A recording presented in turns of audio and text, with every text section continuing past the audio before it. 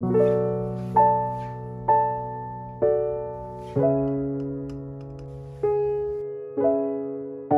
y'all, how y'all doing? It's been a while, but in this video I want to talk about the soft life and how I have embraced it. So first things first, let's define soft life. To me, the soft life is warm, it's calm and not chaotic. It is life without struggle, comfort. And that does not always mean luxurious. It just means life is good and things fall where they may. And while I know life has adversity, I just am not in a space to worry. And that really dips into like my faith bag, like praying and surrendering to God and knowing that it's going to work out. Like I used to be one of those people like, oh my goodness, losing sleep. I'm stressed and still praying. One way or another, there's going to be a solution. And I'm not going to worry about it. Since we're talking about faith, there's no struggling in the kingdom. So, all my Christian girls out there, you know, God got you. That has made me really look at how I define success. What does success mean to you? And it's important that you change your language around success. So, people that say like money does not bring happiness. Says who says? Money is not everything. Says a person that is unhappy and broke. I don't know about y'all, but bacon is $8 a pack. I don't know about y'all, but do y'all remember when them eggs was $5? Eggs. A carton of eggs was $5. Okay, I filled up my tank today for $72. Baby, money is needed. And anybody that tells you that it's not is lying to you. However, I'm not working hard to get it. I used to hustle, hustle, hustle, hustle real hard. Not no more. And I think a lot of that is associated with how I was reared. And I love that. Like my mom is a go-getter. She taught me to go get it out the mud. Okay. I used to work 2, 3 jobs at a time to get this bag. But now, used to want to climb a corporate ladder. No, I think it's really important to define what success looks like for you. I'm at a point where I see a lot of like authority figures from my life retire, and that's been really hard to watch. These people work 20 plus years at these companies and they have a small ceremony with a sheet cake from Sam's or Walmart and give them a certificate that says, thank you for 25 years of service. And they replace them the next week with their replacement. Is that what I want my life to look like? No. I admire people that have lived several lives. And when I say this, I'm not like a go with the flow type of woman. I'm very structured. My life is planned exactly how I want it to be. Like I have morals and values that I stand on. But people that have like they'll work maybe 10, 15 years, retire from that profession, then do something else for another 10, 15 years, and then be like, oh, I want to do something creative in my own space. I love that. I love that they aren't confined to one profession. They have created a life and a legacy that they could be proud of. But that just depends on whatever you see your success to be. I'm just not going to be one of those people in the bottom of the basement with a certificate and a pat on the back. That doesn't work for me. But the hustle culture is over. There's no more autopilot, which leads me into my next thing. Sleep. Go to bed, okay? Stick to your routine. I am asleep every night between 10 and 10:30. By 9:30, I'm winding down. I'm doing my beauty routine. I'm brushing my teeth. I'm setting my clothes out for the next day. Go to sleep. Stick to your routines. It has really helped me in my soft life journey where I don't feel like I'm rushing. I don't want to be chaotic in the morning. I feel rested. I love it. And then my friends always want to joke me when we go somewhere internationally. I always want to take a nap. I'm gonna meet y'all at dinner because I've been up since 3, 4 o'clock this morning, and I've been on a flight. I've been traveling all day. I need my rest, okay? Because y'all know, anytime y'all travel internationally, them flights leave at 6 in the morning, okay? Which means you at the airport by 4. That's why I have incorporated a travel day, for these international trips. We're going to be there for 5 days. Day one is a travel day. Okay. They be like, I'm not going to take you. I'll be up tomorrow at 6 in the morning. Okay. Ready to start my trip. But today, I'm about to go get my rest. I'll see y'all at dinner. Whatever we doing later this evening, I'll be there. But right now, I'm about to get acclimated and take me a good old nap. Okay. Naps are important. And if I could get one throughout the day, like a weekend, like a Saturday, y'all know, ooh, Sunday after church naps hit different. Nap. Get you an hour nap. Naps are important. I have a friend who hates people that nap. And I'm very confused about that because why? Why are you hating on people that nap? Okay. Next is cutting out anything toxic. Environments, people, places, or things. Things that do not serve me, things that I have outgrown, have got to go. And I'm talking platonic friendships, I'm talking romantic relationships, anything. Toxic work environments. They no longer have a hold over me. I don't know. I think I'm loyal to a fault to keep people around that their time has expired. And in friendships, I'll talk about being a person that always will plan activities or put things together for groups. And I'm no longer doing that. I'm no longer in my masculinity of trying to people please. I'm rejecting all things toxic. My friendships need to be reciprocated. And if they're not, I don't have any energy for it. This is a soft life that I think my friends or people in these groups have adjusted or have seen a difference. I used to be like one that would be like putting Friendsgiving together or like a holiday event together. The days are over. And when I stopped doing that, the activity stopped. So, what does that tell you? That tells me that I was the only one doing it. I was the only one putting energy into these relationships to maintain them. And I don't have to do that anymore. I am going to say this. I've been a Delta for 10 years. I can't believe it. Next April will be my 10-year anniversary. And, my line sisters know that I love to travel. That is my thing. It's my jish, you know? And they asked me, did I want to be on the committee to do it? No. I want to pay my money and I want to go on a trip like everybody else. I don't want to be the person that always puts it together. That is exhausting. Nobody else does it and they seem to be fine. I want to do the same thing. I just want to show up.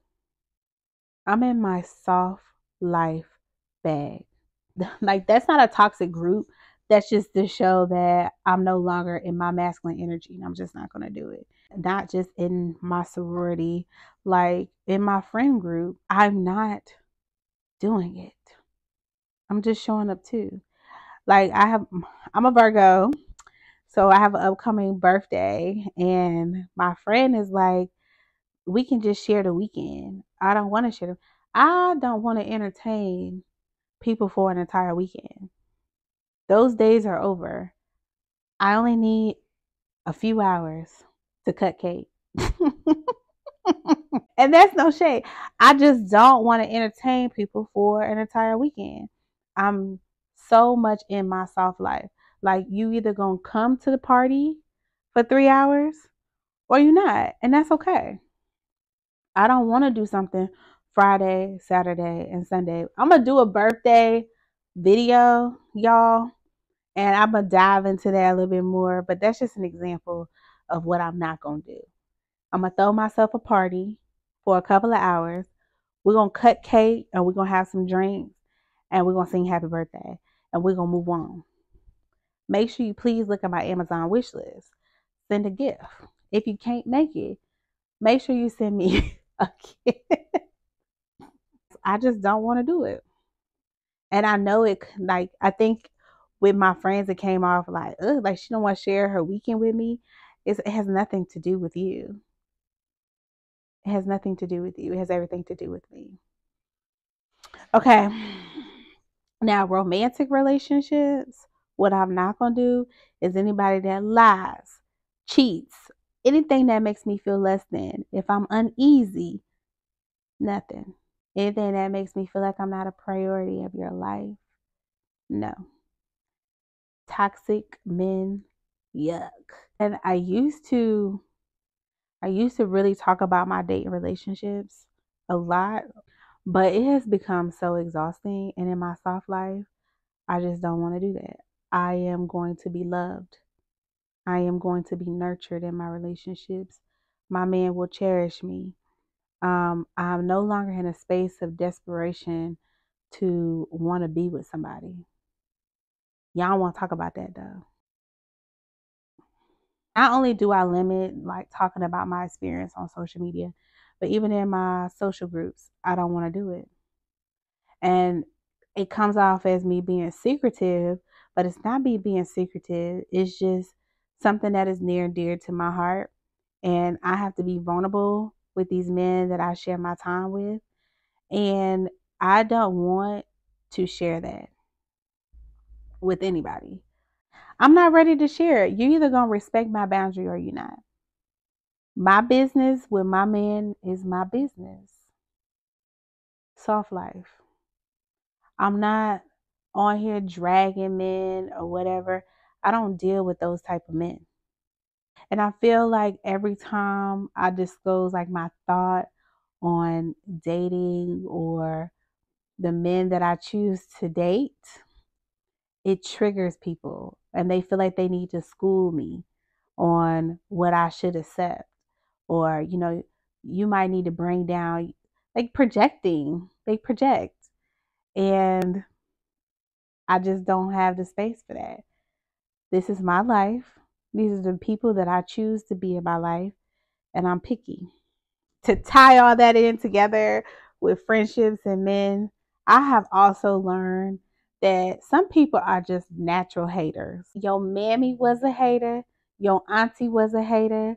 They gossip and threw shade instead of loving on you like you were supposed to be loved. So you think it's cute and it's not. And I ain't like that. I ain't a hater. I celebrate the people around me. I celebrate women. And that's not something that a lot of people do. I'm a girl's girl, okay? I think I need to do like another video like just on friends. Being that girl is not an outfit. It's an aura.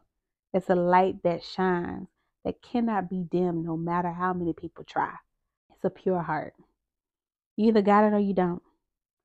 A lot of people are attracted to that.